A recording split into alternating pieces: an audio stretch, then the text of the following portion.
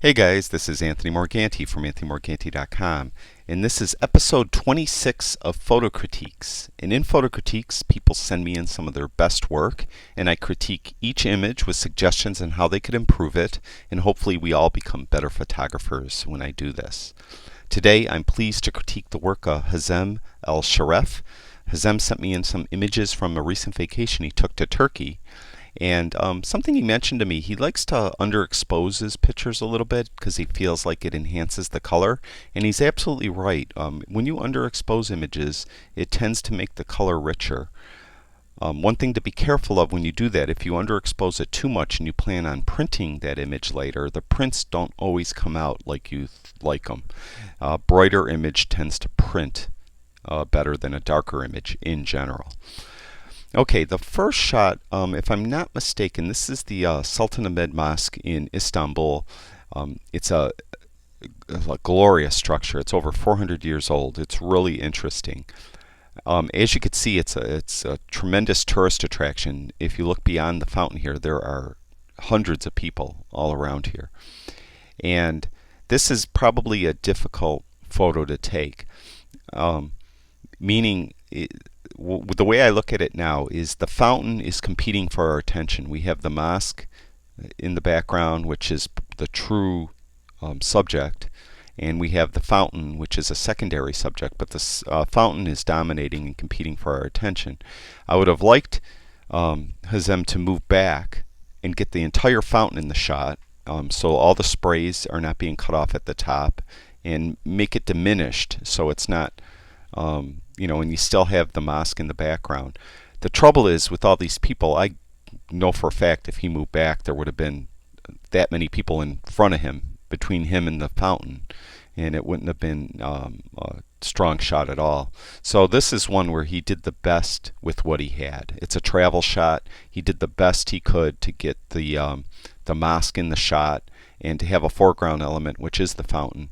So I like it. I like what he did with it, and I'm pretty sure he couldn't have made it any better. This is, of course, the interior of the mosque. This is the prayer area. It's just, again, a travel shot. You're trying to record as much information to convey what you're seeing while you're there, and you could look around. You got the dome and you got the stained glass. It's just so beautiful to look at. So he did a fine job there too. And of course, this is the dome itself from the inside. Just tremendous. The tiles and everything, just nice to look at. It's a great travel shot. Really, not much I could suggest to improve. Now, this is a nice landscape shot. As you can see up here, there's no information as to what shutter speed he used, but I imagine to get the blurring of the water like this, he used a shutter speed of at least 3 seconds, probably longer, maybe even 10 seconds. But it's very nicely done. The composition is nice. It's a nice leading line. One thing he mentioned, he likes his pictures a little bit underexposed, and that's fine. In this case, it's nice because you have this dark, like shrubbery, and the light water, so it's a nice contrast. What I would suggest, if you want to add a little interest to the shot. Now, I should mention, in previous critiques I said that I don't like modifying other people's pictures. I don't think it's right. But I've got a lot of emails, like several every day, from people saying that they prefer me to do some modifications. It helps them learn better. So I hope all the photographers who send me in their images to critique, I hope you don't mind. I'm going to do some minor tweaking to them. This is just suggestions. It's not saying you did anything wrong, but it's just a different way to look at it and something that I would do. Now, in this case, I would add some bright areas, just to add some interest and texture to the shot, and I would do that with the brush, and I would just bring the exposure up a little bit. Now, I have all these Lightroom training videos on Lightroom on YouTube and on my website. So if you guys are wondering how to use Lightroom, check out those training videos. They'll help you a lot. Right now I'm just going to brighten up. See, just a little subtle brightness there. Then I'm going to add a new brush, and I'm going to actually make it a little darker. And then outlining that bright area. I'm going to add some dark area just to kind of add a little more contrast to the shot. And then I'll get a new brush and I'll make this one a little brighter. And I'm just going to add patches of brightness here and there. Bring that one up just a little bit. Something like that. And so that's what I would suggest. That's just a real quick job. Of course, I would spend a lot more time doing it, and I would probably add about 6 to 10 brushes, and whereas this one I think I only added 3 or 4. Anyways, that's without the brushes, and that's with the brushes. As you can see, it's just a real subtle thing. It helps enhance the leading line too. Adds a little color. If you wanted to, add, modify the color a little bit, not necessarily modify the color, enhance the color. You could do a targeted adjustment on the luminance panel here, and you could pick something like this shade of green and go up with it, turn it up a little bit. That's what I'm doing now. I'm dialing it up. As you can see, the yellow and green sliders are going up, so it's making that shade of green a little brighter. So it's something to consider. That's all. To help add a little more visual interest to the shot. This next shot, again, it's a travel shot. It's very nice. He's recording this scene. I believe this is probably another mosque over here. We have the road, the hill. There's not really a defined subject.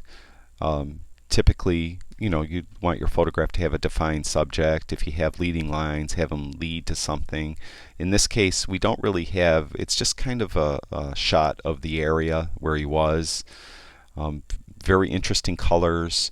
What I would suggest you might want to do is add a vignette. I add vignettes a lot. You guys probably hear me talk ad nauseum in my Lightroom videos about vignettes. But it will help draw the viewer's attention towards the center of the photo. So it's just a very subtle vignette. And when I turn it off, that's that's not it, sorry. When I turn it off, that's without the vignette, and that's with the vignette. So all it does, it helps draw the viewer's attention more towards the middle of the picture when there's not really a defined subject. It works real well. This next shot is probably my favorite shot of his. It's got this natural leading line of these rocks and this path going down, and your eyes end up resolving on this mountaintop, and it's just an excellent shot.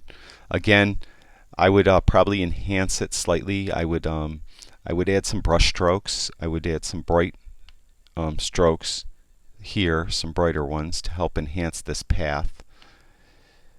I would even probably bring those up just a little more. Something like that.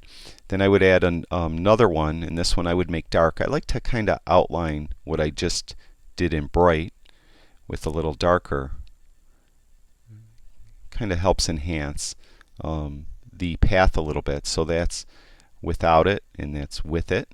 And the next thing I would do is I would probably do a targeted adjustment, and I would saturate these leaves a little more. So I would click right on the leaf, and I'm dragging up with my mouse button. As you can see, the yellow and green sliders are moving slightly. So it helps enhance that. I would probably make it a little brighter too, just a tiny bit. And just go up just a tad. So I'm going to hit the backslash key on my keyboard, and that is before the adjustments, and that's after the adjustments. You can see it's just very subtle, and it helps enhance the leading line a little bit and bring out the some of these colors just a little bit more. This shot here, I like it. I don't think there's any need to adjust any colors, to add any bright patches. See, it already has. There's bright patches. Those are what I'm artificially putting in some of those previous shots. They're already in this shot. Very nicely done. What I would suggest is, I talk about all the time, is working the scene. We have a sky. It's interesting. It's not overly interesting. We have this path here, which is a natural leading line, helping lead us through the picture. Unfortunately, it's so diminished in the shot, it really doesn't, it's not effective. So I would, when I'm presented with something like this, where I can't get everything I want in the shot, I take multiple shots from the same vantage point. So I would take this one, pointing my camera up slightly to get these cliffs. Then I would point it down, and I would try to probably cut it off right about here. Right about there, because that seems like a natural cutoff point. And I'd get more of this path in the shot and make the path more prominent. So the path would probably come up more like up in here. So that is the natural leading line going through the shot. Then I'd see, you know, which shot I like better, the one with the leading line or the one with the sky. And you could go from there. You could also do, I know everyone thinks panoramas go left to right. You could actually do a panorama that goes, you know, from the upper to the lower too. So you could take two shots and stitch them together in Photoshop and get the best of both worlds. You'll have this path as the leading line and the sky and most of the cliffs. That's something to consider too. This shot I like too a lot. This is just a very, very nice shot. Again, it's a little bit underexposed. That's Hazem style, and I like it too. Again, I would probably add some texture by adding some brush strokes. So I would add something a little brighter, and I'd add some brightness over in here, like this, maybe over in there. So I'm kind of making something that's already a little bright, just a little brighter. And then I would add a new brush, and I would bring this one down, and I just make something a little darker. Like that. Now that's without the brush strokes. That's with the brush strokes. You know, I'd spend more time on it, obviously, and I'd be a little more picky about it and add some different brush strokes too to help enhance the this foreground area a little better. One thing I'd like to point out, what he did really nice. This is a nice diagonal going through the shot. Is this cliff very nicely done? What I would then do is I'd probably enhance this green over here a little bit. I'd again probably do a targeted adjustment, and we'll try just luminance first instead of saturation. So I'd probably like pick one of these spots, I click down on it and then drag my mouse up, and it will help make that a little brighter. I'll hit the backslash key, and that's before the adjustments, and that's with the adjustments. So that's just suggestions to help enhance the photograph. If you wanted to add a vignette on this, that might be a good idea too. It'd be a very, very slight vignette. You almost always add darker vignettes. I very rarely would ever use a white vignette. So just a slight vignette. It helps further draw our attention into the center of the shot. But it's a very, very nice shot. This here, I love the idea of the composition. You have this natural leading line right here, but you have an element that's the definite subject, which is this stone, you know, building right here. So this is, you know, the leading line leads your eye through the shot, and this is the stone building. What we have though is this tree here is a little it's trying to draw our attention away from where we want to look here. So this tree, and it's cut off. So in composition in camera, I would have suggested that Hazem moved up further and just cut it off here and got this tree in the shot, not this one. One thing too I want to point out, things are better in odd numbers. So if you're taking pictures of a row of trees, one tree is better than two trees, three trees is better than two trees. So it's odd numbers. I'm not sure why, but that's an old photographic axiom going back a long time. So you like things an odd number. When you have, I mean, if you have, don't go counting. If you have 27 fence posts, you know, and you want to make it 24, 20, you know what I mean? Don't. It's like 1, 2, 3 basically. You want 1 or 3. You don't want 2. So we want to get rid of this tree. So I would have mentioned I would have stood further up in the shot, but you could crop this to give you the idea what I'm talking about. So I would crop it probably right about there, so I get all of this tree in.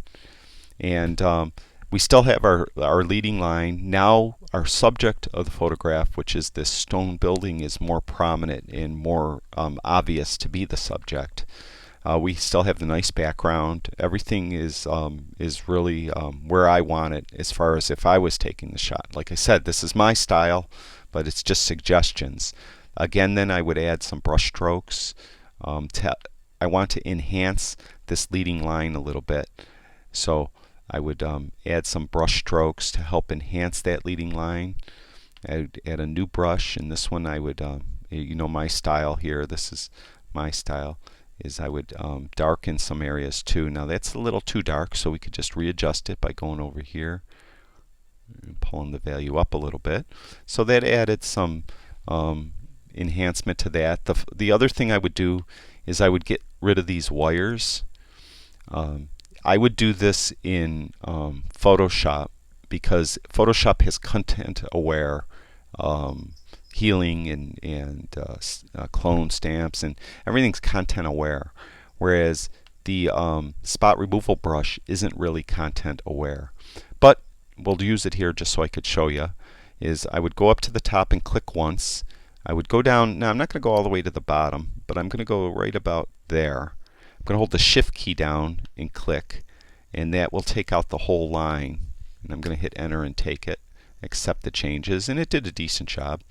Then I would do the rest of this line. I would click here, and then I'd hold the shift key down. I'm going to go to here, even though the line goes here too, but you really can't see it, so I'm not going to worry about that. I'm going to go there, and I'm going to move this around so that the wires in the fence match up somehow, some way, which I'm having a hard time finding them, which is right around there. That's kind of a horrible job though, but something like that. I mean, that's a horrible job, but you get the idea.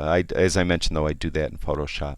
Then I do the same thing to get rid of this line here, but I'm not going to do it now for the sake of time.